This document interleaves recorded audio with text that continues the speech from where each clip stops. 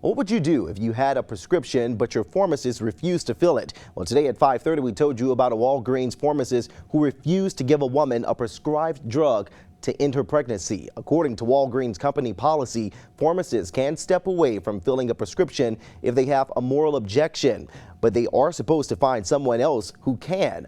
But some think that it's not their job to be the judge, and Megan Heiler tells us what customers need to know. I don't think it's the pharmacist's determination to make a ruling one way or another whether what a patient does is appropriate. David Middleman is a lawyer who is also a former pharmacist. He says that although the pharmacist legally had the right to refuse the prescription, morally it was wrong.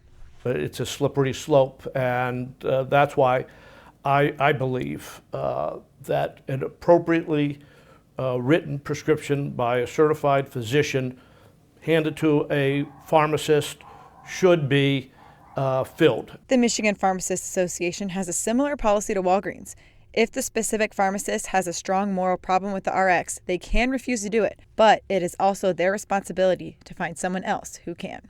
I think the pharmacists are just like any other health professional. They have their own moral and ethical beliefs.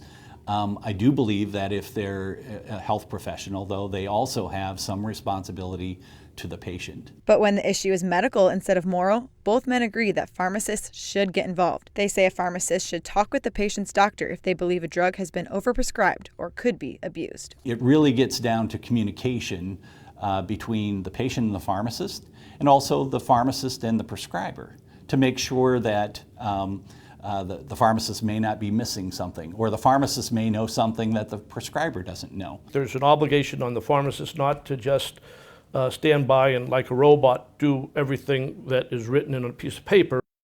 That was Megan Heiler reporting. Now, when it comes to patient rights, Middleman says the customer did what she could by taking to social media and finding someone else to fill it. Arizona is one of 6 states where pharmacists can refuse emergency contraception drugs. Michigan has no such law.